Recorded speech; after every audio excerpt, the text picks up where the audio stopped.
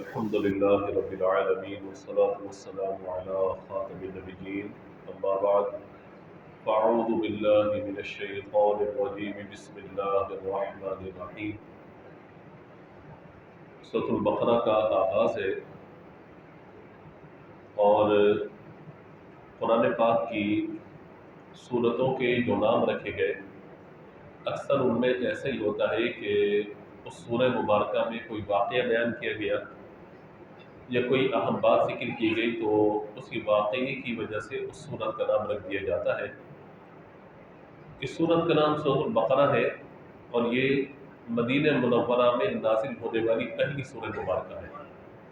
کچھ صورتیں ہیں جو مکی ہیں، کچھ صورتیں ہیں جو مدنی ہیں، تو مدینہ میں نازل ہونے والی پہلی صورتوں میں یہ سورہ بقرہ ہے۔ یا اس سے مراد یہ بھی ہے کہ جس سورت کی آیات سب سے پہلے مدینہ میں نازل ہوئی وہ یہ سورہ مبارکہ ہے۔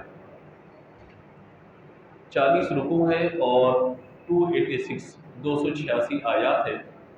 تقریباً یہ 2 پارے مکمل ہونے کے بعد تیسرے پارے کے 8ویں رکوع تک یہ سورہ مبارکہ جاتی ہے، اور قرآن پاک کی طویل ترین سورتوں میں یہ سورہ مبارکہ ہے۔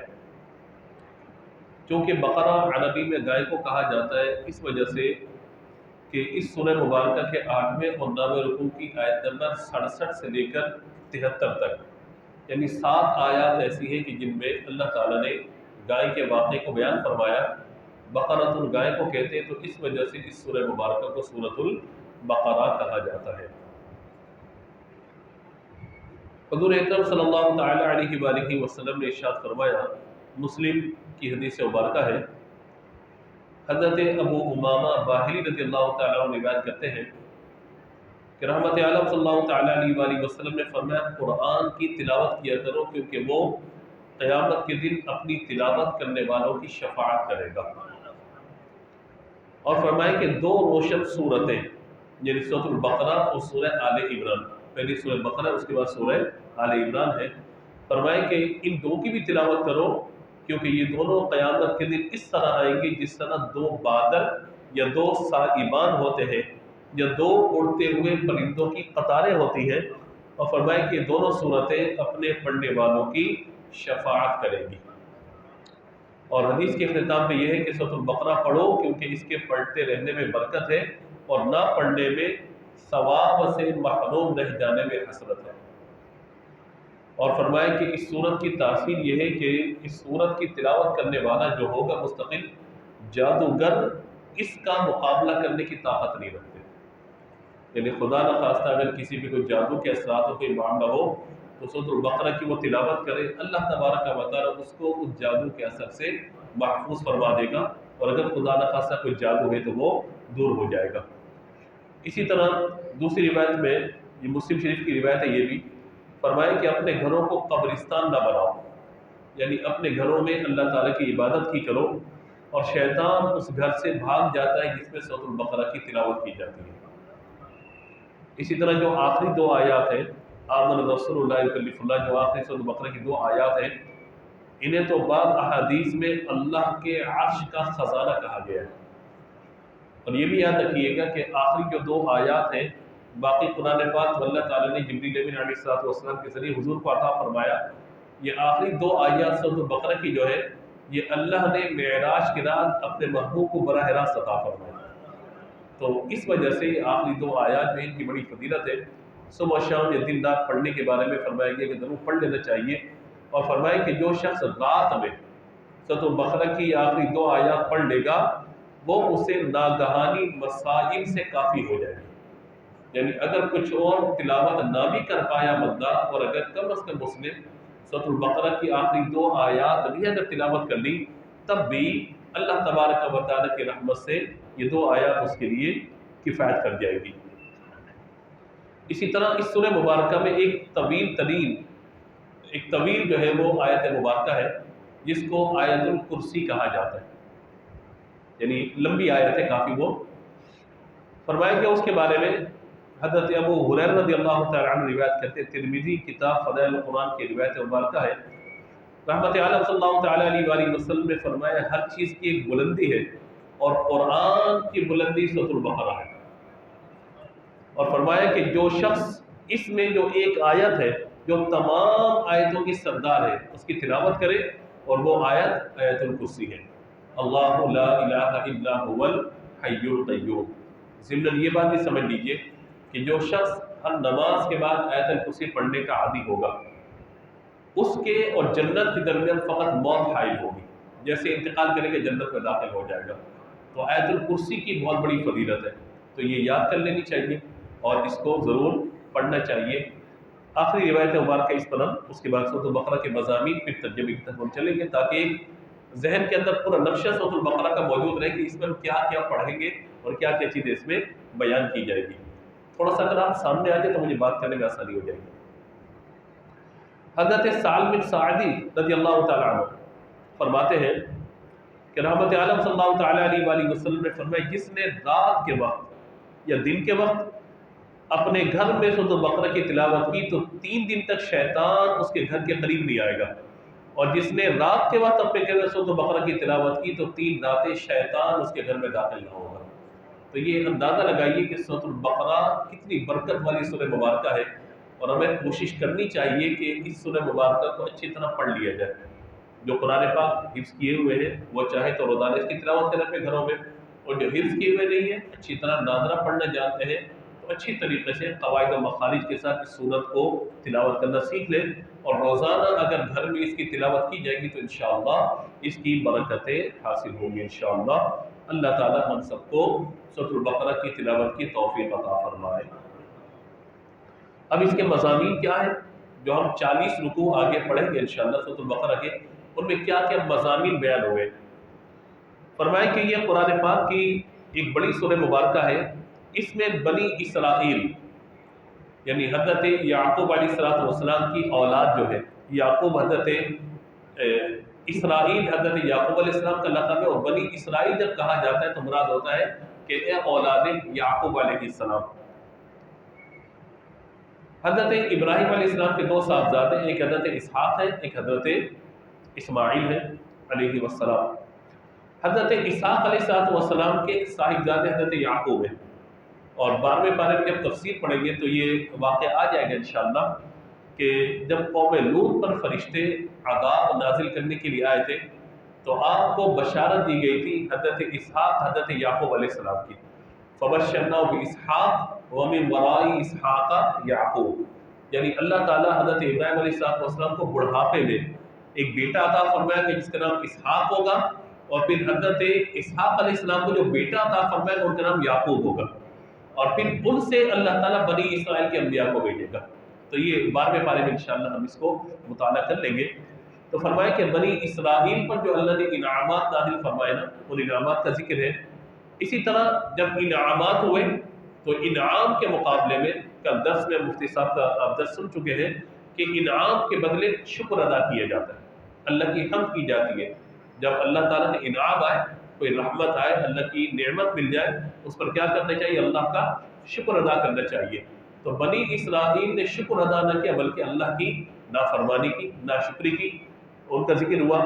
اسی طریقے سے بنی اسرائیل نے بہت سارے جرم کیے، جیسے بچڑا بنا لیا اور اس کی عبادت شروع کر دی، اور اسی طرح حضرت موسیٰ علیہ السلام سے تفصیلی واقعات آ جائیں گے انشاءاللہ۔ موسیٰ علیہ السلام سے طرح طرح کے مطالبے کرنا، اللہ سے آپ یہ دعا کریں اللہ میں یہ دے، پھر یہ دعا کریں یہ دے، تو نبی سے طرح طرح کے مطالبے کرنا۔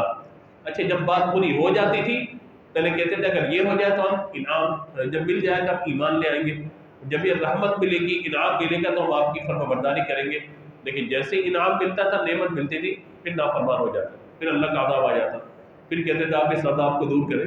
واقعات انشاءاللہ مطالعہ کریں گے آگے۔ اسی طرح انبیاء کرام علیہ السلام کو ناحق شہید کرنا، یہ بنی اسرائیل نے اللہ کے نبیوں کو شہید کرنا شروع کیا، آگے انشاءاللہ مطالعہ کریں گے۔ اسی طریقے سے بار بار وعدہ کرتے تھے اور وعدے کو توڑتے تھے، اور گائے والا واقعہ جیسے میں نے آغاز میں ذکر کیا، تو یوں اس طرح کے بہت سارے مضامین اس میں بیان کیے گئے۔ اب ایک فہرست میں آپ کے سامنے ذکر کر دیتا ہوں کہ جہاں سے ہم آغاز کریں گے، اور اس کے بعد انشاءاللہ روزانہ کی بنیاد پہ درس میں ان واقعات کو سنتے چلے جائیں گے۔ پہلی بات تو یہ ہے کہ ابتدائی آیات کے اندر قرآن پاک کی صداقت، حقانیت اور اس کتاب کو ہر طرح کے شک و شبے سے پاک ہونے کا بیان فرمایا گیا. ذالک الکتاب لا ریب فیہ پڑھنے کے انشاءاللہ بھی ہم. اسی طرح فرمایا کہ قرآن پاک سے حقیقی ہدایت ایمان والے حاصل کرتے ہیں، ان کے اوصاف بیان کیے گئے، اور کافروں کے بدبخت ہونے کا اور ان کے ازلی طور پہ ایمان سے محروم رہنے کا اور ان کی بری باتوں کا ذکر کیا گیا. اسی طرح قرآن پاک کا چیلنج دیا گیا کفار کو کہ اگر تم سچے ہو اپنے دعوے میں کہ یہ کسی بندے کا کلام ہے تو اس جیسی ایک صورت یا کوئی آیت لے کر کے آ جاؤ. وہ چیلنج یہاں پہ ذکر کیا جائے گا. اسی طریقے سے اللہ تعالیٰ نے فرشتوں سے ایک مکالمہ کیا، ان سے مشورہ. اللہ تعالیٰ نے فرمایا، حضرت آدم علیہ السلام کا واقعہ ہے، تمام فرشتوں کے سجدہ کرنے کا واقعہ ہے، ابلیس کے ملعون ہونے کا ذکر ہے، وہ بھی یہاں پہ آ جائے گا. اسی طریقے سے اس بارے کے اختتام پر، پہلے پارے کے اختتام پر کعبۃ اللہ شریف کی تعمیر کا ذکر آ جائے گا پورا انشاءاللہ. اب جب ہم آگے بڑھیں گے انشاءاللہ تو جب دوسرے پارے کا آغاز ہوگا انشاءاللہ تو اس میں آپ یہ دیکھیں گے کہ قبلے کی تبدیلی کا ذکر آ جائے گا. نبی پاک علیہ الصلوۃ والسلام نماز کی حالت میں اور کعبۃ اللہ شریف کی تبدیلی کا حکم جو ہے وہ بیان فرما دیا گیا. عبادات اور معاملات، نماز قائم کرنے کا، زکوٰۃ ادا کرنے کا، روزوں کی فرضیت کا، یہ تمام چیزیں اس میں آ جائیں گی. اسی طریقے سے اللہ کی بارگاہ میں حج ادا کرنا اور جہاد کرنے کا معاملہ ہے. قمری مہینوں کا، یعنی جو چاند کی تاریخوں کے اعتبار سے مہینے آتے ہیں. یسألونک عن الاہلہ، یہاں پہ سوال کیا گیا تھا نبی پاک علیہ الصلوۃ والسلام سے ہلال کے بارے میں، چاند کے بارے میں، تو ان کا ذکر آ جائے گا انشاءاللہ. اسی طریقے سے آگے جو ہے کچھ مسائل آ جائیں گے شرعی، اور وہ اتنے اہم ترین مسائل ہیں جن کا تعلق ہر بندے کے ساتھ ہے. میں ایک فہرست آپ کے سامنے ذکر کر دیتا ہوں.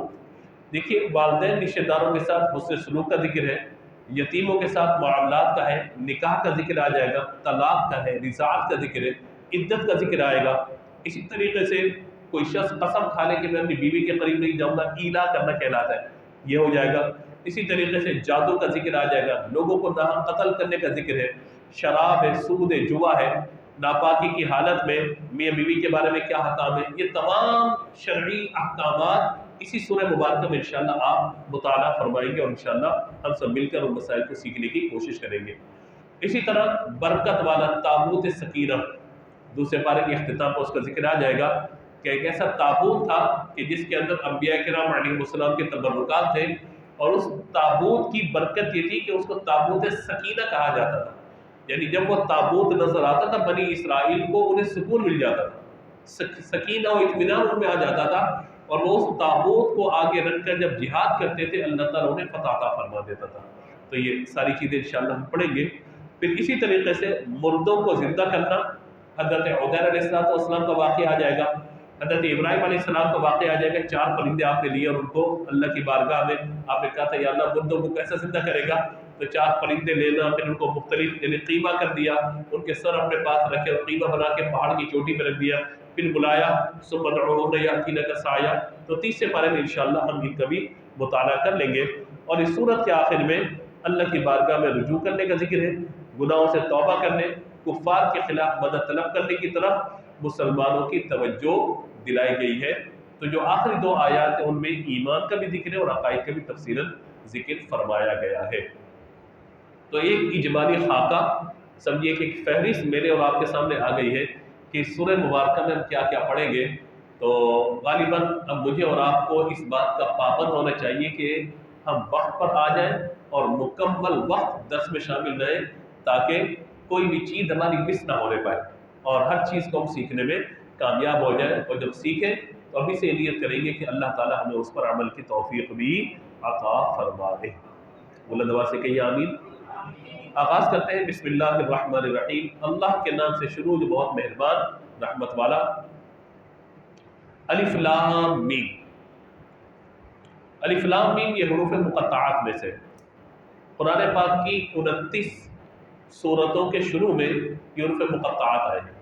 ان میں الف لام میم ہے، کئی جگہ پر الف لام را کو مل جائے گا، الف لام میم را ہے، کاف ہا یا عین صاد طہ نون قاف حامیم حامیم عین سین قاف وغیرہ وغیرہ. یہ آپ کو سورتوں کے شروع میں یہ حروف مقطعات مل جائیں گے جہاں پر بیان کیا گیا. لیکن حروف مقطعات کا معنی میرے اور آپ کے علم میں نہیں ہوتا. الف لام میم حروف مقطعات ہے، ان کا معنی کوئی ہے یا نہیں؟ معنی تو ہے. اگر معنی نہیں ہوگا تو اس کا مطلب یہ کہ اللہ تبارک و تعالیٰ کا کلام بے معنی یا مہمل ہو جائے گا. تو ہمارا تو عقیدہ ہے کہ اللہ تبارک و تعالیٰ کا کلام با معنی ہے، اس کا کوئی نہ کوئی معنی ضرور ہے. اب یہ معنی اللہ تبارک و تعالیٰ کا راز ہے، اللہ کا راز ہے جو اس کے اور اس کے محبوب علیہ السلام کے درمیان ہے. کیونکہ اگر یہ کہا جائے کہ یہ اللہ کا راز ہے تو نبی مکرم علیہ السلام پہ جب قرآن نازل ہوا اور حضور اس معنی کو نہیں جانتے تو اس کا مطلب ہے کہ جس ہستی پر قرآن پاک نازل ہوا وہی اس کے معنی کو نہیں سمجھ رہا تو پھر وحی کا نزول ہونا بے معنی ہو جائے گا. تو اس کا مطلب ہے اس کا کوئی نہ کوئی معنی ضرور ہے. لیکن اس کے بارے میں عقیدہ کیا ہے مسلمانوں کا؟ اللہ تعالی اعلم ورسولہ بمرادہ، کہ اللہ اور اس کا رسول اس کے معنی مراد کو بہتر جاننے والے ہیں. تو لہٰذا معنی کوئی نہ کوئی ضرور ہے، لیکن ہم ان حروف پر اور ان کے معنی پر یقین رکھتے ہیں، اعتقاد رکھتے ہیں، اگرچہ ہمیں اس کے معنی کا علم نہ بھی ہو. دوسرا یہ ہے کہ جو حروف مقطعات بعض اوقات آپ کو لکھے ہوئے مل جاتے، پوسٹ وغیرہ پر لکھے ہوئے ہوتے، تو ان کی برکت بہرحال بہت زیادہ ہے. حروف مقطعات کو اگر صبح صبح دیکھ لیا جائے یا پڑھ لیا جائے اور پڑھ کر اپنے اوپر دم کر دیا جائے تو بہت ساری برکات اس سے نصیب ہوتی ہے.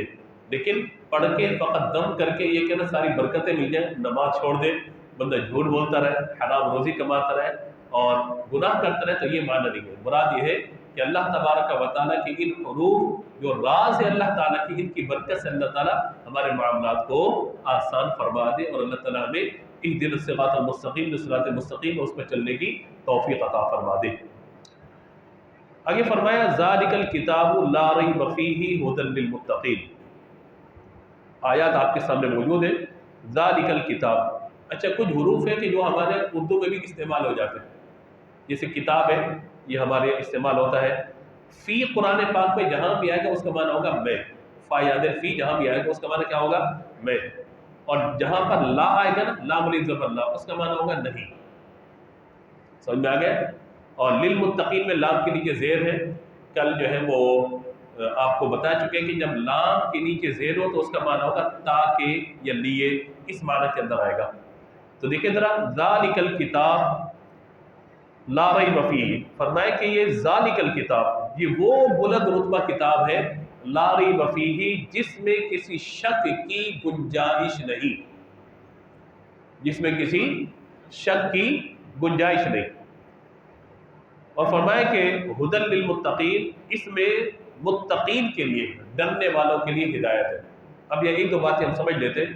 دیکھیں اگر میں اور آپ کسی آتھر کی، کسی مصنف کی کوئی کتاب اٹھاتے ہیں تو ہم اس کو پڑھتے ہیں، اس کی رائے سے ہم متفق بھی ہو سکتے ہیں اور اس کی رائے سے ہم اختلاف بھی کر سکتے ہیں. یہ بھی ہو سکتا ہے کہ بھائی اسے درست لکھا ہے، یہ بھی ہو سکتا ہے کہ نہیں اس کی رائے سے میں اختلاف کر رہا ہوں. تو اس کا مطلب ہے اختلاف کی گنجائش ہر کتاب میں رہے گی. ہم کوئی بھی کتاب اٹھائیں، نارمل لوگ جو بھی لکھتے ہیں ان کی کتابوں میں اختلاف کی گنجائش رہتی ہے. دوسری بات یہ ہے کہ اس نے صحیح لکھا ہے یا غلط لکھا ہے، یہ بھی شک رہتا ہے. ہو سکتا ہے بھائی صحیح لکھا ہو سکتا ہے صحیح نہ لکھا ہو، اپنی مرضی سے کوئی بات شامل کر دی ہو. تو اس کتاب کے اندر نمبر ایک اختلاف کی گنجائش رہتی ہے اور نمبر دو شک کی گنجائش بھی رہتی ہے. اللہ تبارک و تعالیٰ نے قرآن پاک کے آغاز میں ہی اس بات کو بیان فرما دیا، ذالک الکتاب لا ریب فیہ، یہ وہ بلند مرتبہ کتاب ہے، اتنی بلند کتاب ہے کہ اس میں کوئی شک ہو ہی نہیں سکتا. اگر کوئی شک پیدا کرنا بھی چاہے نا اپنی طور پر تو شک پیدا کر ہی نہیں سکتا. اگر وہ آیات پڑھ کر شک پہ مبتلا ہو رہا ہے، اس کا مطلب ہے کہ ابھی اس کو ان آیات میں جو ان کا جواب دیا گیا ہے اس تک وہ نہیں پہنچا ہے. جب ان آیات تک پہنچے گا تو انشاءاللہ اس کو جواب مل جائے گا، کیونکہ قرآن پاک میں کسی بھی شک کی گنجائش نہیں ہے. جب شک نہیں ہے تو اختلاف ہو سکتا ہے؟ اختلاف بھی نہیں ہو سکتا. اختلاف وہیں پر ہوگا جہاں پہ شک آ جائے گا. جب شک ہوگا تو اختلاف ہوگا. اور دوسری بات ہم یہ بھی سمجھ لیں کہ قرآن پاک کے جو بھی مضامین ہیں وہ اتنے دلچسپ اور پیارے ہیں کہ بندہ اگر اپنی ذاتی زندگی کے اندر، معاشرتی زندگی کے اندر، اپنی تجارت والی زندگی کے اندر، دنیاوی زندگی کے اعتبار سے، اخروی زندگی کے اعتبار سے جہاں بھی دیکھنا چاہے قرآن پاک کی آیات کو سامنے رکھے گا. قرآن پاک کی آیات اس کی ہر لمحہ رہنمائی کر رہی ہوگی. ایسا ہو ہی نہیں سکتا کہ بندہ قرآن پڑھے مطالعہ کرے اس کو ان کے سوالات کے جواب نہ ملے، ایسا ہو نہیں سکتا، کیونکہ آگے فرمایا ہدی للمتقین، متقین کے لیے ہدایت ہے، یعنی جو اللہ کا خوف اپنے دل میں رکھتے ہیں، اللہ کا ڈر رکھتے ہیں، ایمان والے ہیں، جب وہ اس کی طرف جاتے ہیں تو فرمایا کہ وہ اس سے ہدایت حاصل کرتے ہیں۔ اب ہدایت کا معنی کیا ہے؟ یہاں پر فرمایا گیا کہ ہدایت اللہ تبارک و تعالیٰ تو سب کو عطا فرماتا ہے، آگے ہم پڑھیں گے انشاءاللہ ہدی للناس کے الفاظ آئے گے، انسانوں کے لیے سب کے لیے ہدایت ہے، تو ایک جگہ فرمایا انسانوں کے لیے ہدایت ہے ہدی للناس، یہاں فرمایا جا رہا ہے کہ متقین کے لیے ہدایت ہے، تو علماء نے اس کا معنی یہی بیان فرمایا کہ ہدی للناس تمام لوگوں تک قرآن کی دعوت پہنچ رہی ہے، یعنی قرآن جو ہدایت کی کتاب ہے، یہ کتاب دعوت پہنچا رہی ہے سب تک، قرآن کی آیات سب تک پہنچ رہی ہے، لیکن جو ایمان قبول کر لے گا اللہ تبارک و تعالیٰ اسے وہ ہدایت عطا فرمائے گا جو اللہ تعالیٰ متقین کو ہدایت عطا فرماتا ہے۔ تو ہدایت عام ہے، لیکن جو قبول کر لیں گے، گویا کہ نبی پاک علیہ الصلوۃ والسلام کی امت کا معاملہ دو طرح سے ہے، ایک ہے امت دعوت، ایک ہے امت اجابت، یعنی کچھ لوگ ہیں جن تک دعوت پہنچے گی اور وہ اس دعوت کو قبول نہیں کریں گے، یہ امت دعوت ہے، ان تک دعوت پہنچ گئی، ایک ہے امت اجابت، یعنی جنہوں نے اس دعوت کو قبول کر لیا، اب جنہوں نے اس دعوت کو قبول کر لیا اللہ تبارک و تعالیٰ انہیں تقوی کی عظیم نعمت سے سرفراز فرما دے گا، تو یہ متقین کے لیے خاص طور پر فرمایا گیا۔ اور تقوی کیا ہے؟ تقوی کے بہت سارے مراتب علماء نے بیان فرمائے، تقوی اصل ہے بندہ کفر سے توبہ کر کے ایمان میں داخل ہو جائے، کیونکہ اگر کفر میں بندہ رہے گا تو ظاہر ہے کہ آخرت کا عذاب اس کے لیے، کفر کے اندر رہے گا تو اللہ تبارک و تعالیٰ کی ناراضی اس کے لیے، اور کفر کے اندر رہے گا تو ظاہر ہے کہ وہ جنت میں نہیں جائے گا، جنت اسی کے لیے کہ جو ایمان والا ہے۔ تو تقوی کا جو سب سے پہلا درجہ وہ کیا ہے؟ انسان کفر سے نکل کے بولیے اسلام میں داخل ہو جائے۔ اب جب یہ تقوی اللہ تعالیٰ کسی کو عطا فرما دے، جیسے الحمدللہ ہم سب مسلمان ہیں اور ہم کفر سے نکل کے ایمان میں داخل ہو چکے، مطلب یہ کہ ہم الحمدللہ کفر میں نہیں، ایمان کے اندر موجود ہیں، اور اللہ کا شکر ہے کہ اللہ نے مسلمان گھر میں ہمیں پیدا فرما دیا اور ہم مسلمان ہیں۔ اب جب اسلام اللہ نے ہمیں عطا فرما دیا، اب تقوی کے اگلے درجے شروع ہو جاتے ہیں، تقوی کے اگلے درجے شروع ہو جاتے ہیں، جن میں کیا ہے؟ فرمایا کہ عام لوگ جیسے اللہ تعالیٰ جنہیں ایمان کی نعمت عطا فرمائے، دوسرا درجہ تقوی کا یہ ہے، فرمایا کہ جو کچھ نیکیوں کی طرف آ جاتے ہیں، ایمان قبول کر لیے اب نیکیوں کی طرف آ گئے، تو فرمایا کہ جو اللہ تبارک و تعالیٰ نے چیزوں کو حرام فرمایا، ممنوع فرمایا ہے، منع فرمایا، ان چیزوں سے وہ بچنے کی کوشش کرتے رہتے ہیں، تو تقوی کے پھر اگلے درجے پر آ جاتے ہیں۔ اور تیسرا درجہ یہ ہے کہ جو چیز اللہ سے غافل کر دے بندہ اس سے بچ جائے، یہ بھی تقوی کا درجہ ہے۔ مارکیٹ میں جا رہے ہیں، کاروبار کر رہے ہیں، اچھی بات ہے کاروبار کریں، لیکن اگر وہ کاروبار وہ روزی اللہ سے غافل کر رہی ہے تو پھر ہمیں سوچنا ہوگا کہ کہیں ایسا تو نہیں کہ ہم تقوی سے باہر نکل رہے ہیں، ایسا تو نہیں کہ خدا نخواستہ شرعی طور پہ کوئی غلط لین دین کر رہے ہو جس کی وجہ سے بندہ تقوی سے نکل کے فسق و فجور کی طرف جا رہا ہو، تو ہمیں یہ غور کرنا ہے کہ ان چیزوں پر۔ اور پھر علماء نے 7 اقسام اس کی ذکر فرمائی ہے۔ پہلی بات جو میں نے ذکر کی کفر سے بچنا، دوسرا یہ کہ بد مذہبی سے بچنا۔ کیا معنی ہے اس کا؟ یعنی بعض لوگ ایسے ہوتے ہیں کہ جن کے عقیدے خراب ہوتے ہیں، ان سے بچنا، یہ بھی تقوی کی علامت ہے۔ تیسرا فرمایا گیا کہ گناہ کبیرہ سے بچنا، جیسے جھوٹ بولنا ہے، گالیاں بکنا ہے، اسی طریقے سے خدا نخواستہ کوئی شراب پیتا ہے، نشہ کرتا ہے، بد نظری کا معاملہ اس کا، حرام روزی کماتا ہے، سود کا لین دین کرتا ہے، یہ سب چیزیں کیا ہیں؟ حرام ہیں، گناہ کبیرہ ہیں، ان گناہوں سے بچے۔ پھر فرمایا کہ صغیرہ گناہوں سے بچے، یعنی اب آہستہ آہستہ بندہ تقوی میں آگے بڑھتا چلا جا رہا ہے۔ اسی طریقے سے جس پر شبہ ہو جائے کہ یہ چیز حلال ہے کہ حرام ہے، وہاں بھی بندہ اپنے آپ کو بریک لگا لے، کیونکہ حلال ظاہر ہے اور حرام بھی ظاہر ہے، ان کے درمیان مشتبہ چیزیں ہوتی ہیں، جو شبہ والی چیزیں انسان اپنے آپ کو روکے وہاں پہ۔ جب حلال اور حرام میں بندہ مشتبہ ہو جائے نا تو انسان کو چاہیے کہ اپنے آپ کو وہاں پہ روکے۔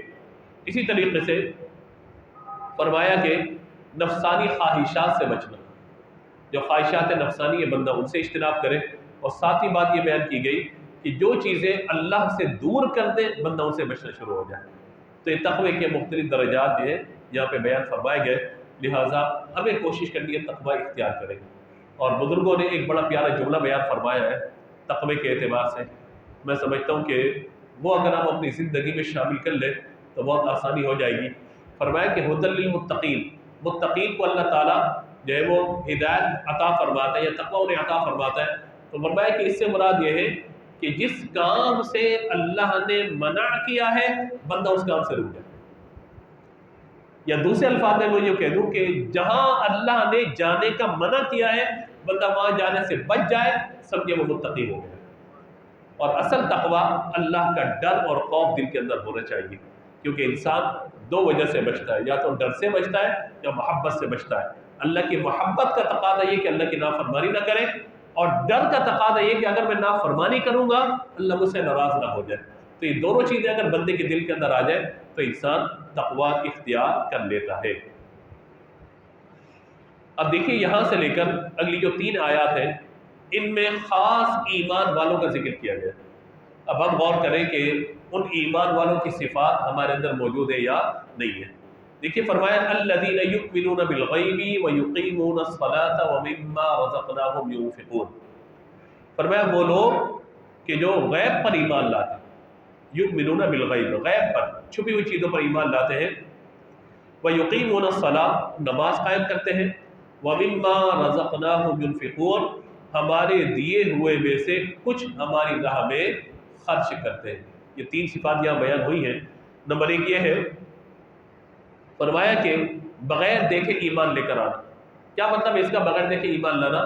بغیر دیکھے ایمان لانے سے مراد یہ ہے کہ اللہ تبارک و تعالیٰ کے محبوب صلی اللہ تعالیٰ علیہ وآلہ وسلم جو تعلیمات لے کر آئے ان تعلیمات پر عمل کیا جائے۔ کس اعتبار سے؟ یعنی جو حضور نے غیب کی خبریں دی ہیں ان چیزوں پر ایمان رکھا جائے اور ان باتوں کو قبول کیا جائے۔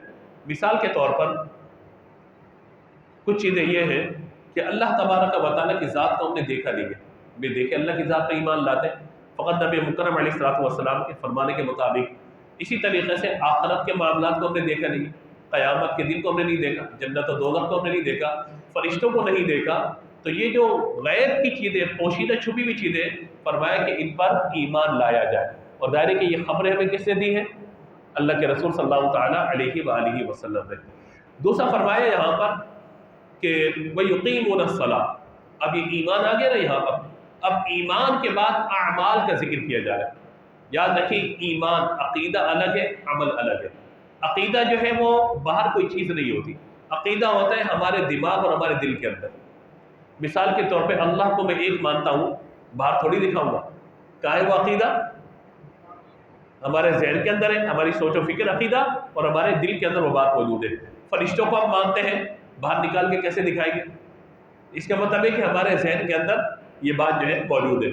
نماز اب یہ اعمال میں سے آ گئی۔ عقیدہ انسان کے خارج میں نہیں ہوتا بلکہ اس کے اندر ہوتا ہے۔ جو عقیدہ، جو سوچ و فکر وہ رکھتا ہے نا، وہ اس کے اندر ہوتا ہے، عقیدہ باہر نہیں ہوتا۔ عقیدہ جو ہے وہ کسی کے سامنے چیز کو دکھانے کا نام نہیں، بھئی یہ میرا عقیدہ، یہ میرا عقیدہ، یہ عقیدہ۔ عقیدہ ہوتا ہے جو انسان کے دل میں موجود ہے، اس کے ذہن کے اندر موجود ہے، اور جو باہر ہوتا ہے وہ کیا ہوتا ہے؟ عمل ہوتا ہے۔ مثال کے طور پر نماز ہے، ہم پڑھ رہے ہوتے ہیں، یہ کیا ہے؟ عمل ہے۔ زکوٰۃ بندہ ادا کر رہا ہے، یہ کیا ہے؟ عمل ہے۔ تو عقیدہ ایک الگ چیز ہے اور عمل الگ چیز ہے۔ عقیدہ درست ہوگا تو عمل فائدہ دے گا، عقیدہ درست ہوگا تو عمل فائدہ دے گا۔ اگر عقیدہ درست نہیں ہے، بندہ لاکھ ٹکرے مارتا رہے، سجدے کرتا رہے، اس کو عبادت کا کوئی بھی فائدہ نہیں ہوگا، کیونکہ عقیدہ اصل ہے۔ اس کو اور مثال سے سمجھ لیجئے کہ جس طریقے سے ایک درخت ہم دیکھتے ہیں، اس کی ایک جڑ ہے، ایک بنیاد ہے۔ جڑ ہوگی تبھی وہ تنا اوپر جائے گا، اس کی شاخیں نکلیں گی، اس پر پتے آئیں گے اور پھل آئیں گے، اس کا سایہ بھی ہوگا، سب چیزیں ہوگی۔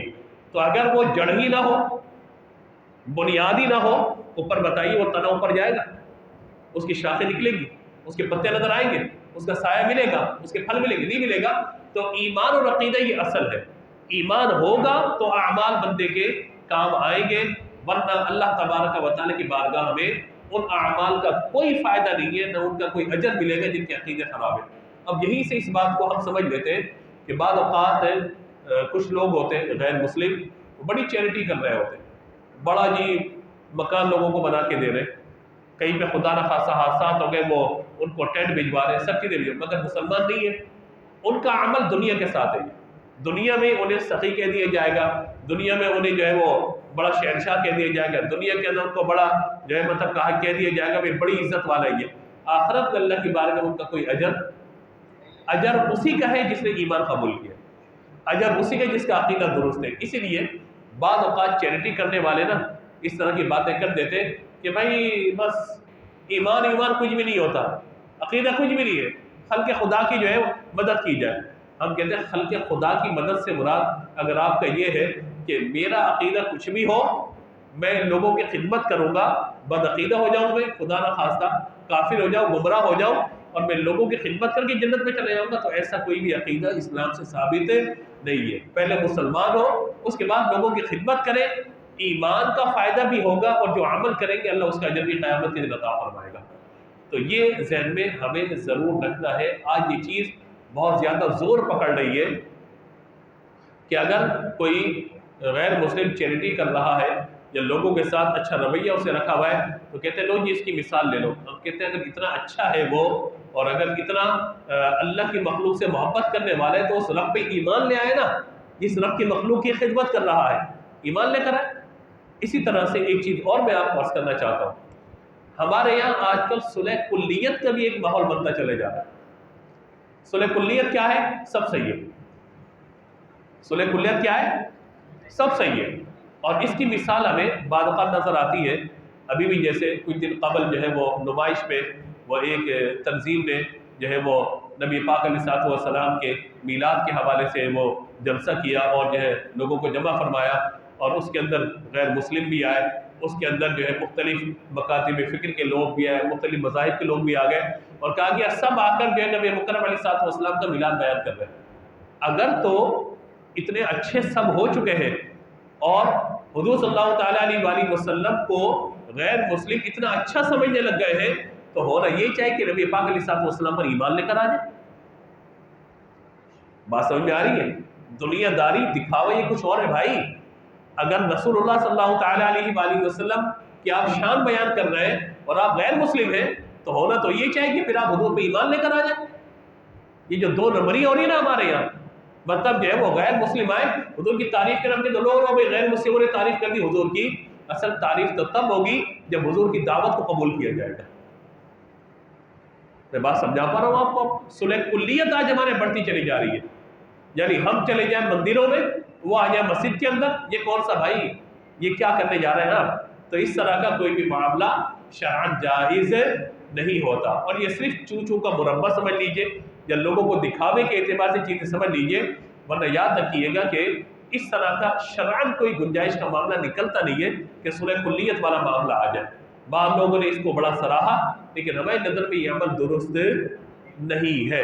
ہاں اگر حضور کی محبت آپ کے دل کے اندر ہے تو آپ کلمہ پڑھے مسلمان ہو جائیں۔ اگر تمام مکاتب فکر وہاں پہ جمع ہو کر حضور کے میلاد کی بات کریں تو ہونا تو یہ چاہیے کہ سب کے سب 12 ربیع الاول کو حضور کا میلاد منائیں۔ پھر اختلاف کس بات کا، جھگڑے کس بات کے، فتوے کس بات کے، شرک و بدعت اور پھر اس طرح کی چیزیں کس بات کی؟ تو یاد رکھیے گا لوگوں کو دکھانے کے لیے معاملات کچھ اور ہے، حقیقت اس کے پیچھے کچھ اور ہوتی ہے۔ تو ایسے لوگوں کو بھی ہمیں رد کرنا ہوگا جو اس پر صلح کلیت کی بات کر کے سب صحیح ہے اور مطلب یہ بات کرتے چلے جا رہے ہیں، تو قرآن پاک میں ان چیزوں کا رد آئے گا۔ اور یہ بھی سمجھ لیجئے کہ اپنا عقیدہ چھوڑو نہیں دوسرے کا چھیڑو نہیں، یہ جملہ بھی غلط ہے۔ اب قرآن کا مطالعہ کریں گے نا آپ کو اندازہ ہو جائے گا کہ میرے آقا صلی اللہ تعالیٰ علیہ وآلہ وسلم نے غلط جو عقیدے جن کے تھے ان کے خلاف آواز اٹھائی ہے، غلط عقیدوں کو غلط میرے آقا علیہ الصلوۃ والسلام نے کہا ہے، قرآن نے کافروں کو غلط کہا ہے، ان کے غلط عقیدوں کا رد کیا ہے۔ تو یہ جو اپنا چھوڑو نہیں دوسرے کا چھیڑو نہیں، یہ بھی جملہ صحیح نہیں ہے بھائی۔ یہ آج لوگوں نے پتہ نہیں کہاں سے جملہ نکال لیا۔ جب تک آپ بد عقیدہ کی بد عقیدگی کو ثابت نہیں کریں گے تو بتائیے کہ آپ درست عقیدہ کیسے بیان کر سکیں گے؟ حق و باطل کا فرق کیسے ہوگا؟ دن اور رات کا فرق آپ کو کیسے نظر آئے گا؟ اندھیرا اور روشنی آپ کو فرق کیسے نظر آئے گا؟ حق اور باطل کو آپ کیسے جدا کر سکیں گے اگر کسی کا عقیدہ چھوڑو نہیں اور اپنا عقیدہ چھوڑو نہیں؟ یہ تو کوئی جملہ نہیں ہے۔ لیکن آج ہمارے یہاں جو ہے مطلب یہ بات لوگ کرتے ہوئے نظر آ رہے ہوتے ہیں، تو یہ بھی جو اس وقت ہمارے معاشرے کے اندر خرابیاں ہیں اس اعتبار سے ہمیں اس چیز کو سمجھنا ہے۔ دیکھیے یہاں پہ فرمایا کہ الذین یؤمنون بالغیب، غیب پر ایمان رکھتے ہیں، یعنی نبی پاک علیہ الصلوۃ والسلام نے جو غیب کی خبر ارشاد فرمائی ان پر ایمان رکھتے ہیں۔ اور یہ عقیدے سے تعلق ہے۔ ایک بات اور ذہن میں رکھیے گا کہ غیب کا معنی کیا ہوتا ہے؟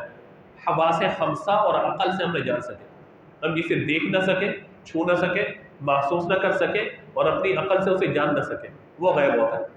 مثال کے طور پہ فرشتہ ہے، اسے چھو سکتے ہیں، آپ دیکھ سکتے ہیں، محسوس کر سکتے ہیں۔ فرشتے کرامت کاتبین، اعمال لکھنے والے فرشتے موجود ہیں نا، انہیں چھو سکتے ہیں؟ چھو سکتے ہوتے تو سفارش لگ رہی ہوتی، بھائی میں نیکی لکھ دے گناہ نہ لکھ، تو چھو نہیں سکتے، دیکھ سکتے انہیں؟ بولیے، نہیں دیکھ سکتے، ہم محسوس کر سکتے ہیں، ورنہ تو ان کا بوجھ ہمارے کندھوں پر یقیناً ہوتا ہے اگر انہیں محسوس کیا جا سکتا تو۔ اسی طریقے سے آپ اور میں اپنی عقل سے جان سکتے ہیں ان کے وجود کو، کتنا چھوٹا، کتنا لمبا، کتنا بڑا، نہیں جان سکتے ہم۔ تو جب ہم عقل سے چیزوں کو نہیں جان سکتے، غیوب کو، غیب اور چھپی ہوئی چیزوں کو، تو لہٰذا یہ سب چیزیں کیا ہوتی ہیں؟ پھر علم غیب کہلاتی ہے، علم غیب کہلاتی ہے۔ تو غیب پر ایمان لانا یہ اسلام کے بنیادی عقائد میں سے عقیدہ ہے، غیب پر ایمان لانا یہ بنیادی عقیدہ ہے۔ دوسرا یہ کہ جسے ہم اپنی عقل سے جان سکیں، اس کو چھو سکیں، محسوس کر سکیں، تو وہ غیب نہیں ہوتا۔ مثال کے طور پہ چاند اور سورج کا بڑھنا یا کم ہونا ہم علم نجوم سے جان سکتے ہیں، علم توقیت سے جان سکتے ہیں کہ دن کتنا بڑا ہوگا، کتنا چھوٹا ہوگا۔ میں ایک بار موسمیات والے بتا دیتے بارش ہوگی یا نہیں ہوگی، ان کے اپنے پیرامیٹرز ہیں، انہوں نے اس کا حساب کتاب لگایا ہوا ہے، چاند کب ڈوبے گا، کب نکلے گا، مطلع بار آلود ہوگا یا نہیں ہوگا، ہم اپنی عقل سے اس کو جان سکتے ہیں۔ تو لہٰذا یہ علم غیب نہیں ہوگا۔ علم غیب کہا ہی اس کو جاتا ہے کہ جو حواس خمسہ اور عقل سے نہ جانا جا سکے۔ اس لیے نبی مکرم علیہ الصلوۃ والسلام کو جو اللہ نے علم عطا فرمایا نا، آپ اس کو دیکھیں گے کہ اللہ تبارک و تعالیٰ نے رحمت عالم صلی اللہ تعالیٰ علیہ وآلہ وسلم کو جو علوم عطا فرمایا اور حضور نے وہ خبریں جو بیان فرمائی، نہ میں اور آپ اسے عقل سے جان سکتے ہیں، نہ حواس خمسہ سے محسوس کر سکتے ہیں۔ تو یہ ہمیں ذہن میں رکھنا ہے۔ تو عقیدہ، اس کے بعد اعمال۔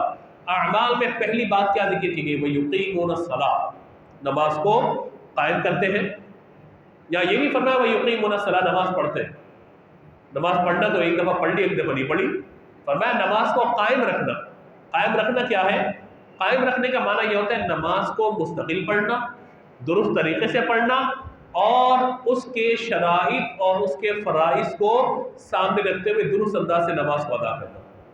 اور آگے مطالعہ کریں گے وَأَقِمِ الصَّلَاةَ لِذِكْرِي، اللہ کی یاد کے لیے نماز کو قائم کیا جائے گا۔ تو فرمایا وَيُقِيمُونَ الصَّلَاةَ وَمِمَّا رَزَقْنَاهُمْ يُنْفِقُونَ، ہمارے دیے ہوئے میں سے ہماری راہ میں کچھ نہ کچھ وہ خرچ کرتے ہیں۔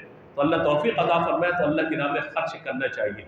کسی کے پاس 10 روپے تو 10 روپے خرچ کرے، اور اچھا مشورہ دینا، اچھی نصیحت کرنا، یہ بھی اللہ کا دیا ہوا علم ہے کہ جس کی وجہ سے آپ کسی کو اچھا مشورہ دے سکتے ہیں۔ فقط مال خرچ کرنا نہیں ہوتا، اچھی بات کہنا بھی صدقہ ہوتا ہے، کسی کو نیکی کے راستے میں لکھا دینا یہ بھی صدقہ ہوتا ہے۔ تو یہ سب کے سب اسی کے اندر شامل ہو جاتے ہیں۔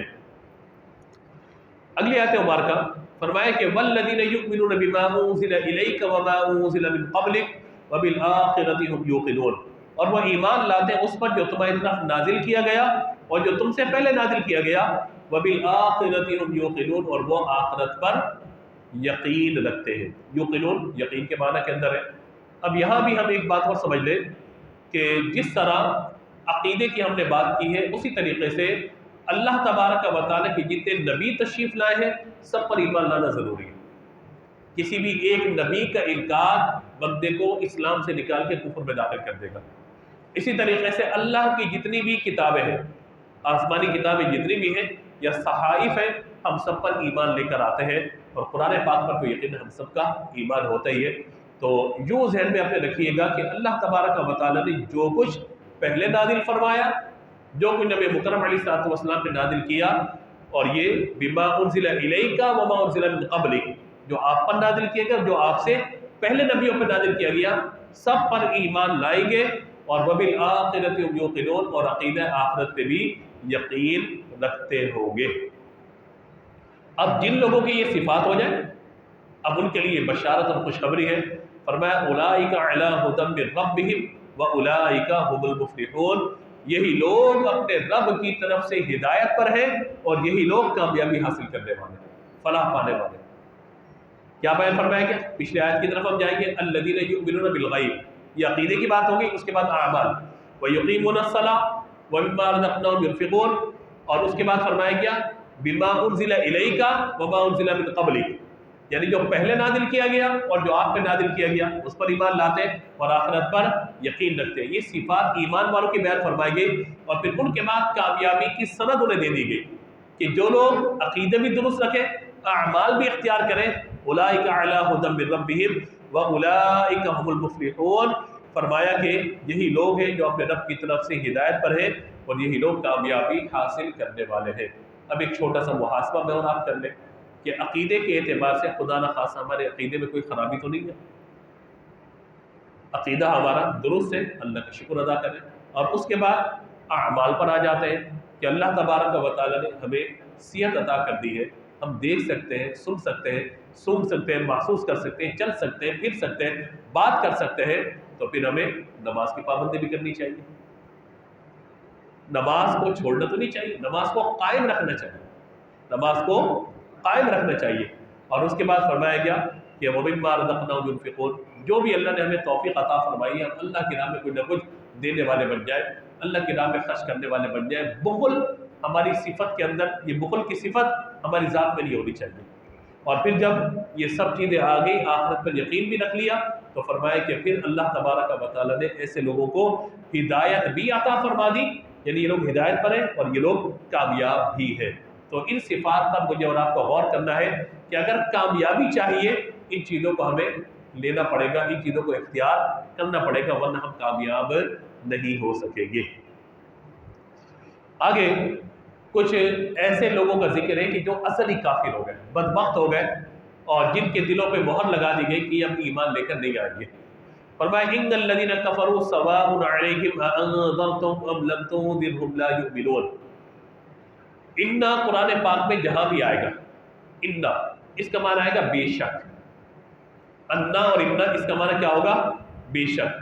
لقد اور قد کا معنی بھی بے شک آتا ہے, اور تحقیق کے معنی میں بھی آتا ہے. لقد یا قد آ جائے تو اس کو تحقیق کے معنی میں کہتے ہیں, اور بے شک کے معنی میں بھی یہ لفظ آ جاتے ہیں.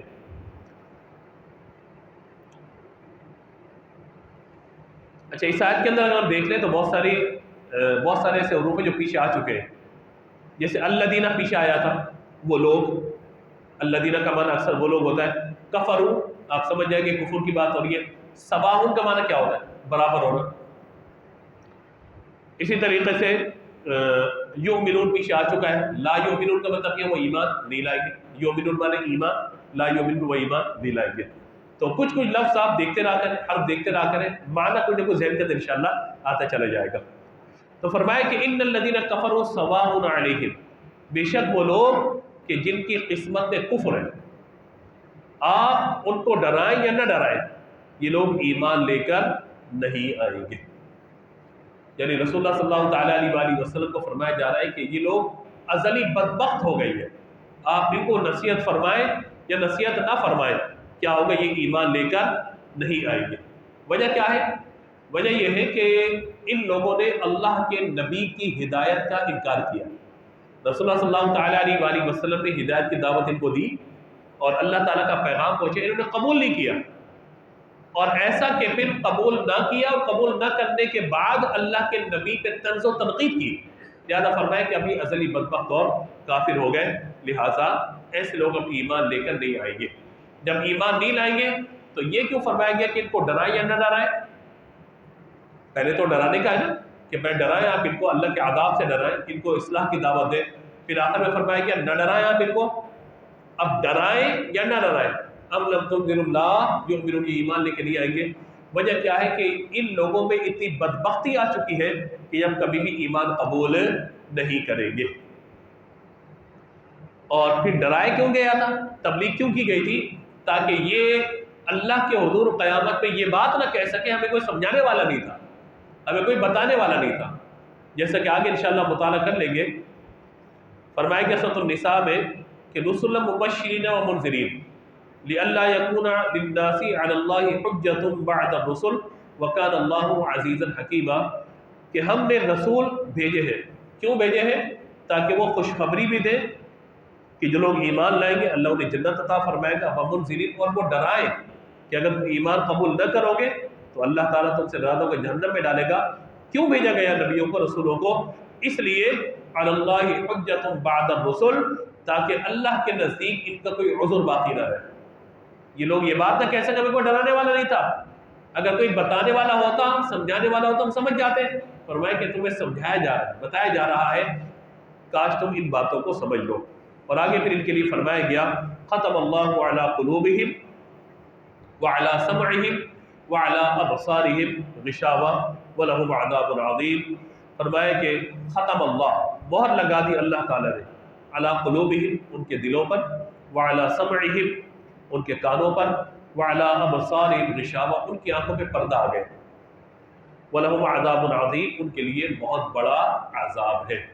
یہ بات کیوں بیان کی گئی کہ دیکھیے جب بندہ حق کو نہ سنے تو گویا کہ وہ بہرا ہو گیا، حق کو نہ دیکھے تو گویا اس کی آنکھوں پہ پردہ پڑا ہوا ہے، اور حق کو قبول نہ کرے تو اس کا مطلب اس کا دل مردہ ہو چکا ہے۔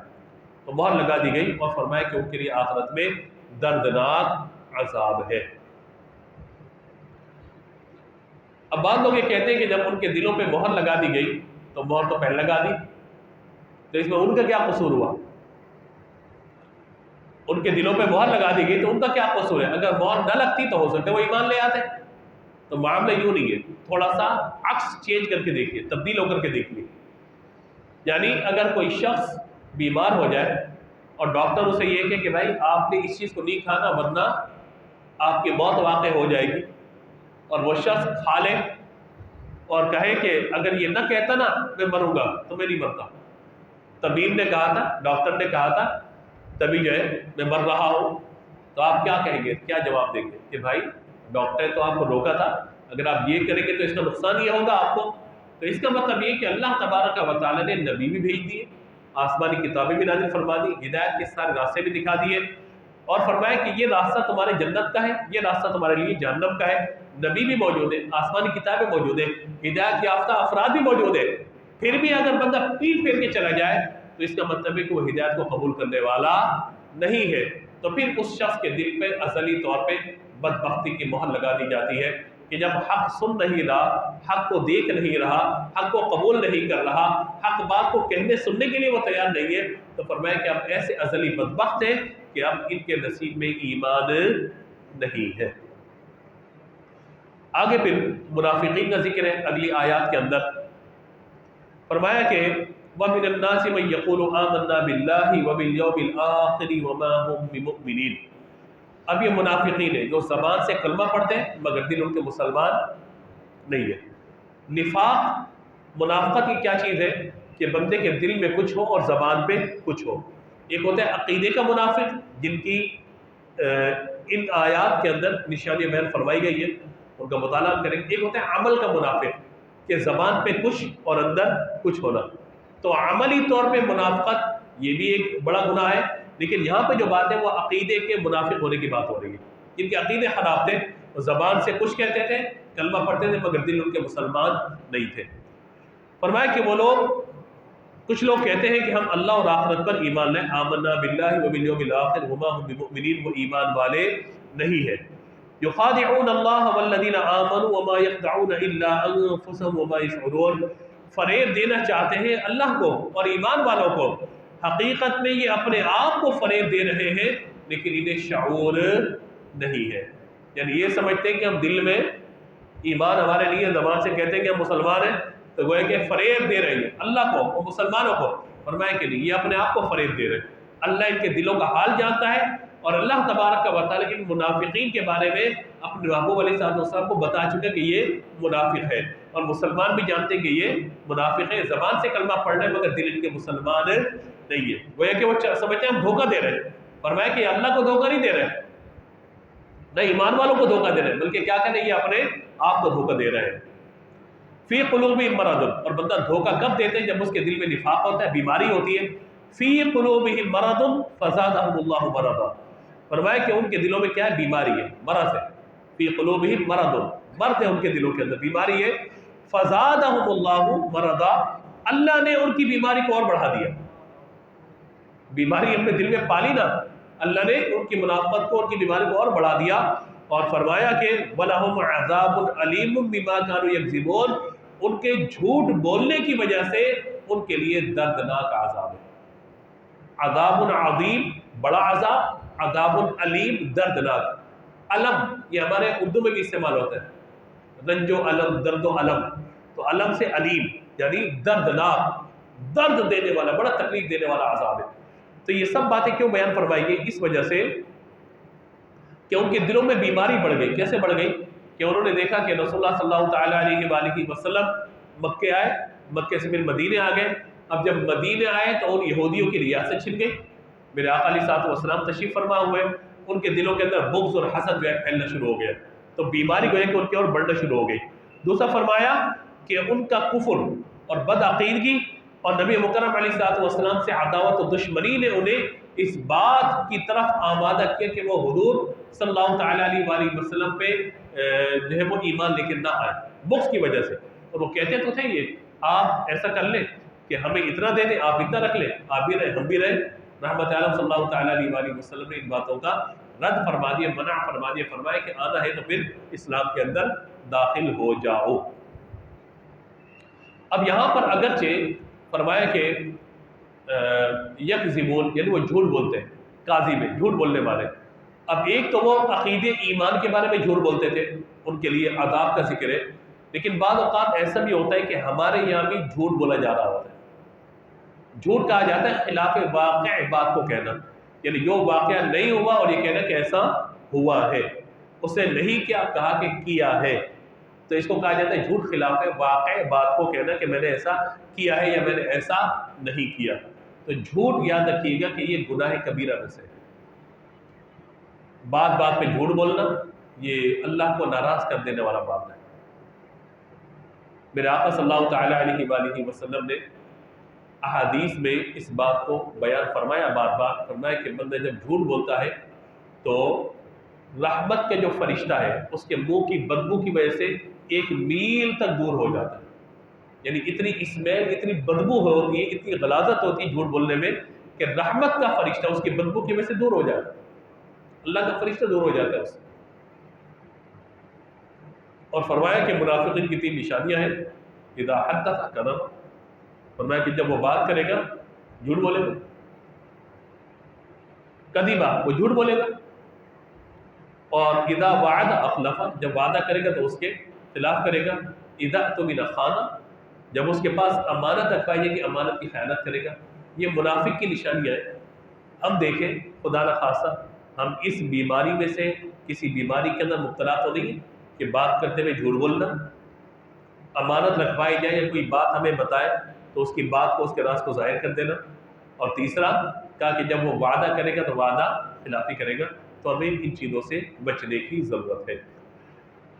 اب کچھ لوگوں کا ذکر کیا گیا یہاں پر کہ جو اصلاح کی بات کرتے ہیں مگر در حقیقت زمین پر وہ فساد برپا کر رہے ہیں. وَإِذَا قِيلَ لَهُمْ لَا تُفْسِدُوا فِي الْأَرْضِ، ارض زمین کو کہا جاتا ہے، تفسدوا فساد سے ہے. واو کا معنی اور ہے اذا، یہ جہاں بھی استعمال ہوگا اس کا معنی ہوگا جب. واو معنی اور، اذا معنی جب. قرآن میں اسی معنی کے اندر استعمال ہوگا.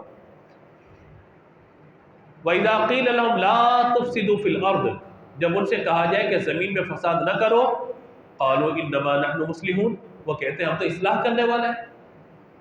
الا انهم هم المفسدون ولكن لا يشعرون، فرمایا سن لو، بے شک خبردار یہی لوگ فساد پھیلانے والے ہیں. ولكن لا يشعرون، مگر انہیں اس بات کا شعور ہی نہیں. اپنے تئیں سوچتے ہیں کہ ہم زمین کے اندر فساد برپا نہیں کر رہے، لیکن در حقیقت یہ زمین کے اندر بولیے فساد برپا کر رہے ہیں. تو ایسے لوگ آج ہمیں نظر آتے ہیں. اور آپ اس وقت عالمی حالات کو دیکھ لیجیے، مسلمانوں کے خلاف جو قوتیں اس وقت آپ کو نظر آ رہی ہیں، اس وقت اسرائیل کا معاملہ آپ دیکھ لیجیے، اس کے ساتھ جو قوتیں کھڑی ہوئی ہیں وہ کہتے ہیں زمین میں اصلاح ہم کر رہے ہیں. یہ اصلاح ہے زمین کے اندر کہ معصوم بچوں کو جو ہے ان پر یہ بم برسانا، یہ اصلاح ہے زمین کے اندر. بیت المقدس کے اندر لوگ نماز پڑھنے ان پہ بمباری کرنے، یہ اصلاح ہی ہے. آبادیوں کو نشانہ بنانا اسرائیل کا، یہ اصلاح ہے؟ نہیں، یہ کیا ہے بولیے؟ فساد ہے.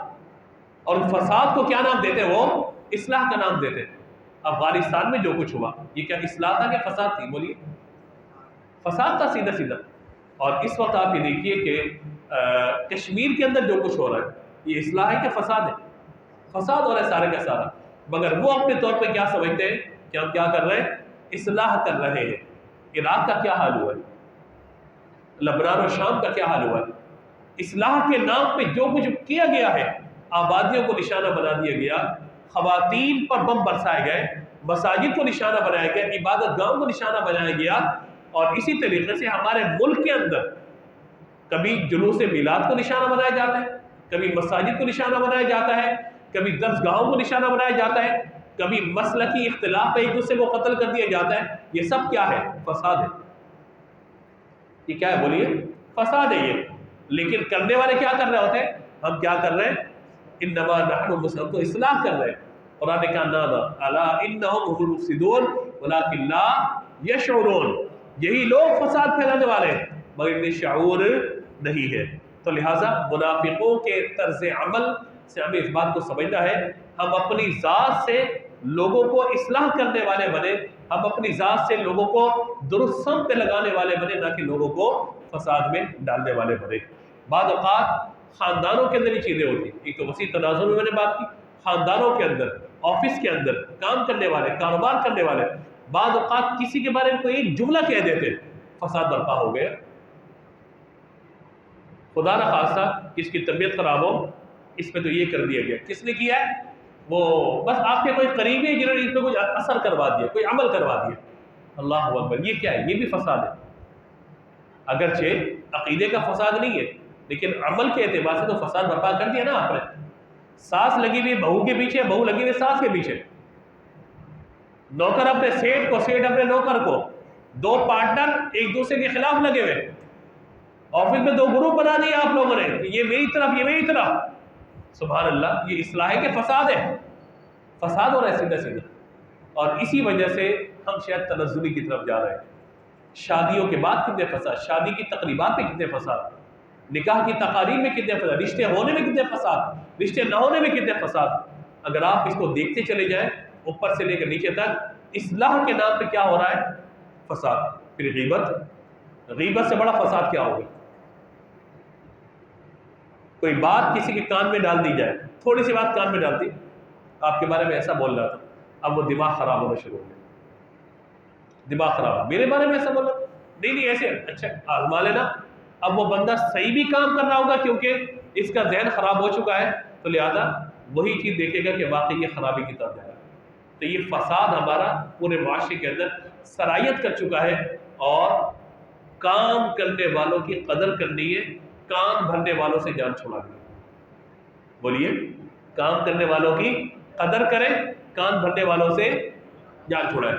ایک ایک جسم میں زہر داخل کرنا، بندہ مر گیا نا، ایک ایک کان کے اندر زہر ڈال دینا، نسلوں کو برباد کر دیتا ہے، کان کے اندر زہر ڈال دینا۔ اور ایسا ہوتا ہے بعض اوقات، ہمیشہ کے لیے بندے ایک دوسرے سے دور ہو جاتے ہیں، بہن بھائیوں کے رشتے ختم ہو جاتے ہیں۔ تو اس فساد سے بھی مجھے اور آپ کو بچنے کی بہت زیادہ ضرورت ہے۔ آج کل آپ بھی دیکھیے کہ آزادی کے نام پہ بے حیائی، ہم تو عورتوں کو حقوق دینا چاہتے ہیں۔ کون سے حقوق ہے بھائی؟ کہ جو مادر پدر آزادی ہوگی یہ حقوق دینا چاہتے ہیں؟ آزادی کے نام پہ روڈوں پہ نکل جانا، شور شرابے کرتے رہنا، یہ کون سی اصلاح ہے بھائی؟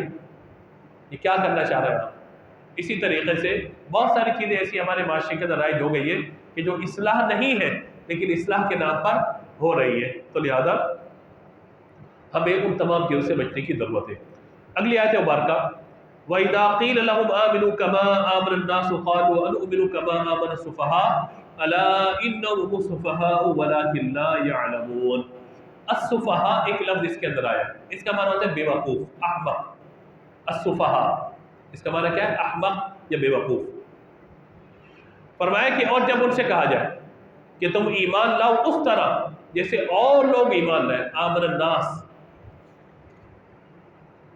آمن الناس سے مراد صحابہ کرام علیہم رضوان ہے، یعنی ان منافقین سے کہا جائے وَإِذَا قِيلَ لَهُمْ آمِنُوا كَمَا آمَنَ النَّاسُ، جیسے اور لوگ ایمان لائے، وہ کہتے ہیں ہم اس طرح ایمان لائے، السفہاء جیسے بے وقوف ایمان لائے ہیں، یعنی صحابہ کرام کے بارے میں کہتے ہیں بے وقوف ایمان لائے، منافقین کے طرف سے عمل۔ الا انہم السفہاء ولکن لا یعلمون، فرمایا خبردار سن لو، بے شک یہی لوگ بے وقوف ہیں، جو انہیں بے وقوف کہہ رہے ہیں۔ یہی لوگ بے وقوف ہیں، ولکن لا یعلمون، مگر یہ جانتے ہی نہیں ہیں، اصل بے وقوف تم خود ہو۔ صحابہ تو ایمان لا کر ہدایت کے راستے پر آگے، وہ تو عقل مند تھے کہ انہوں نے ہدایت کو قبول کیا اور اللہ کے رسول کے طریقے پہ چلتے ہوئے جنت کے راستے کو اختیار کیا۔ بے وقوف تو تم ہو کہ جو تم ایمان قبول نہیں کر رہے۔ تو یہاں نبی مکرم علیہ الصلوۃ والسلام کے صحابہ کرام علیہم رضوان کی شان کو بیان کیا گیا۔ ایک بات ہم یہاں سیکھ لیں، صحابہ کرام علیہم رضوان کے بارے میں کبھی بھی کسی کے ساتھ جب بیٹھے کوئی نازیبا کلمہ اگر کہتا ہے آپ اس سے فوراً دور ہو جائیں، اس پر اللہ کا عذاب آئے گا۔ صحابہ کرام علیہم رضوان وہ مقدس جماعت ہے جنہوں نے اپنا تن من دھن آل اولاد جان مال جگہ سب کچھ، یہاں تک کہ اپنی جانیں تک حضور کے نام پہ قربان کی ہے۔ میرے آقا علیہ الصلوۃ والسلام کی حدیث مبارکہ جس میں بخاری شریف کے اندر یہ اصحاب النبی یعنی فضائل اصحاب النبی کے باب میں اس روایت کو امام بخاری نقل فرمایا، فرماتے ہیں کہ نبی مکرم علیہ الصلوۃ والسلام فرمایا کہ لا تسبوا اصحابی، میرے صحابہ کا نام برا مت لینا، انہیں برا بلا مت کہنا۔ ان کا مقام یہ ہے کہ اگر تم میں سے کوئی بہت پہاڑ کے برابر سونا خیرات کرے تو اس کا ثواب میرے کسی صحابی کے ایک مد یعنی ایک چھوٹی سی مقدار میں اگر وہ جو خیرات کرتا ہے یا کچھ بھی خرچ کرتا ہے، اللہ جو ثواب میرے صحابی کو عطا فرمائے گا وہ بہت پہاڑ کے برابر سونا خیرات کرنے والے کو بھی نہیں ملے گا۔ یہ صحابہ کرام علیہم رضوان کی شان ہے۔ آج ہم دیکھتے ہیں بعض صحابہ پہ تنقید کی جا رہی ہوتی ہے، بعض صحابہ پہ طنز کیا جا رہا ہوتا ہے، اور جو لوگ صحابہ پہ طنز کریں، تنقید کریں اور اصحاب رسول صلی اللہ تعالیٰ علیہ وسلم کے بارے میں نازیبہ کلمات کہیں، یاد رکھیے کہ ان سے دور رہنا بہت زیادہ ضروری ہے۔ نہ ایسے لوگوں سے دعا سلام رکھنی ہے، نہ ایسے لوگوں کے ساتھ جا کے بیٹھنا ہے، نہ ایسے لوگوں کے ساتھ کوئی لین دین کرنا ہے، نہ ایسے لوگوں کے ساتھ کوئی رشتہ کرنا ہے جو صحابہ کے لیے ہو، میرا اور آپ کا کہاں سے ہو جائے گا؟ صحابہ تو میرے آقا علیہ الصلوۃ والسلام کے لیے چنیدہ لوگ ہیں نا، اللہ نے منتخب فرمایا رسول علیہ الصلوۃ والسلام کی صحابیت کے لیے جن لوگوں کو وہ درجہ صحابیت پر پہنچ گئے، تو لہٰذا حضور کے سارے صحابہ قطعی جنتی۔ جب قرآن نے کہہ دیا رضی اللہ عنہ ورضوا عنہ، اللہ ان سے راضی ہو، اللہ سے راضی ہو گئے، یہ خبر دے دی اللہ تعالیٰ نے کہ وہ اللہ سے راضی اور اللہ ان سے وَكُلًّا وَعَدَ اللَّهُ الْحُسْنَىٰ، اللہ نے ان سے حسنہ یعنی جنت کا وعدہ فرما لیا ہے۔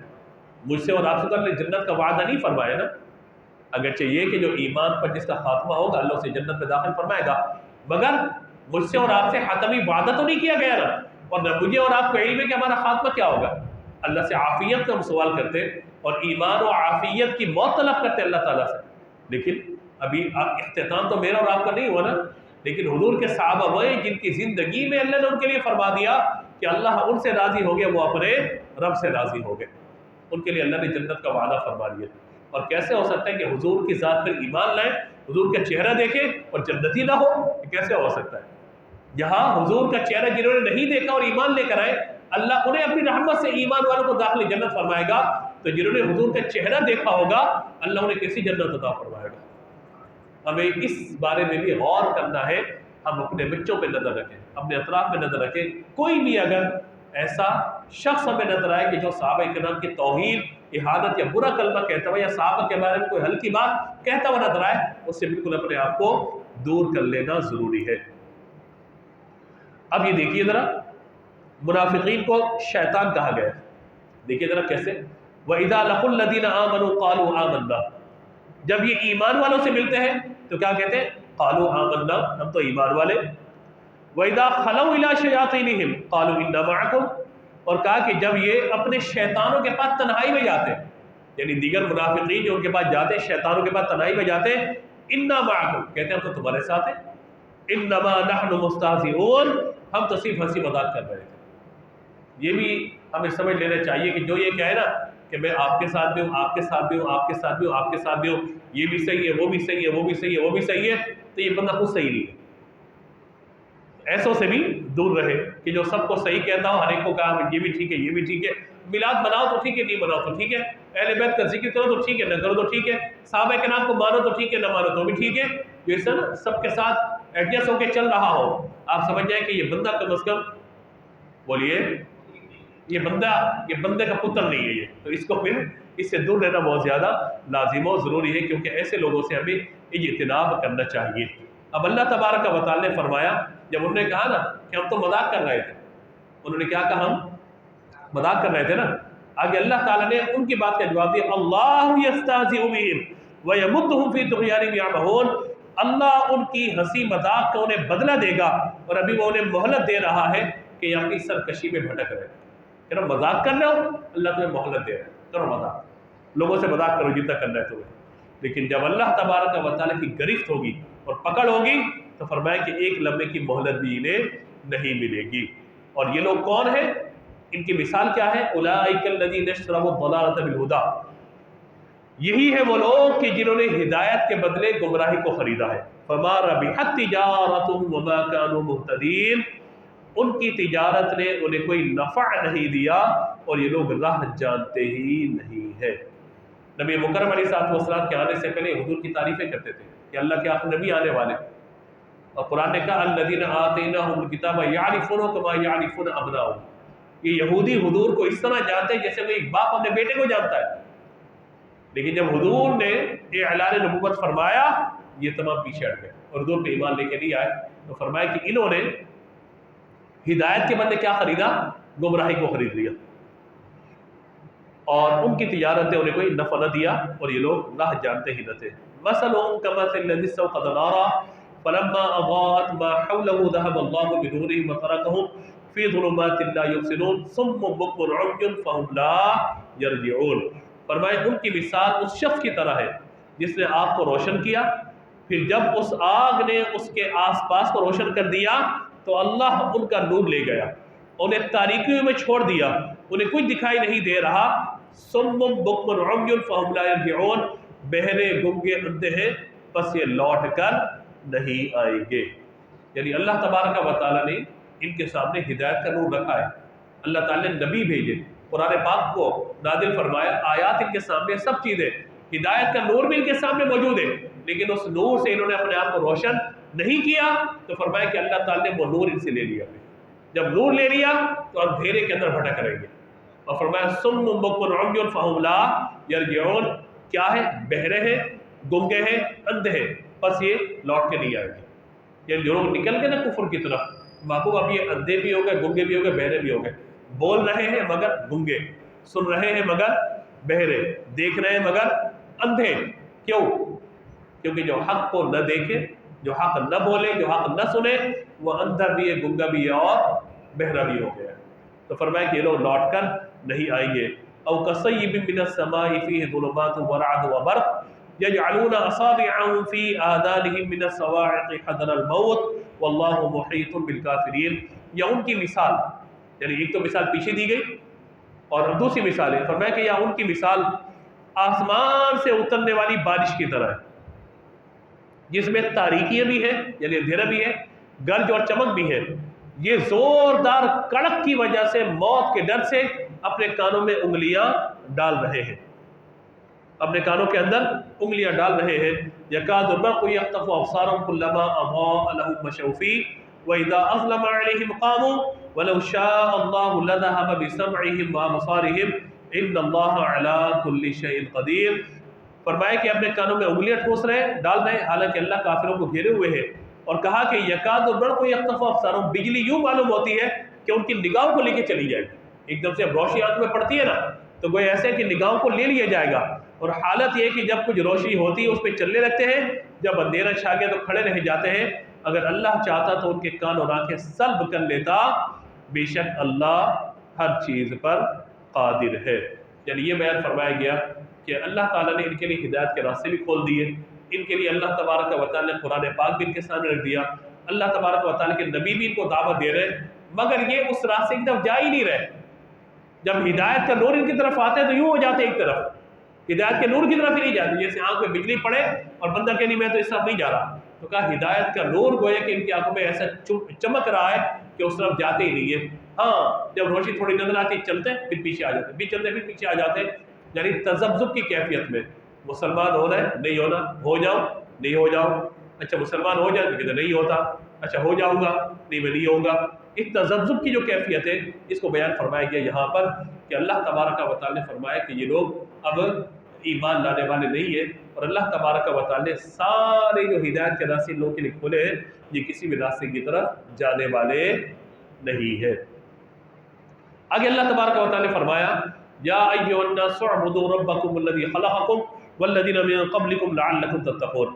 اب پہلے ایمان والوں کی بات آ گئی، اس کے بعد منافقین کا ذکر آ گیا، یہ تمام نشانے بیان کرنے کے بعد اب اللہ تبارک و تعالی نے انسانوں سے بات کی، اور قرآن پاک ظاہر ہے کہ انسانوں کے لیے یا ایھا الناس اعبدوا، اے لوگوں اپنے رب کی عبادت کرو۔ کیوں عبادت کرو؟